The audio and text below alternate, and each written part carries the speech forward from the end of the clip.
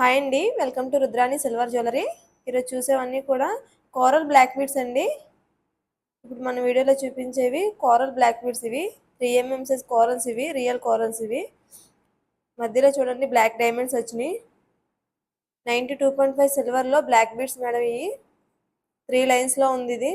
దీని ప్రైస్ వచ్చేసి 4800 అండి. 4800. సేమ్ దాంట్లోనే 2 లైన్స్ కూడా అవైలబుల్ ఉన్నాయి మేడం.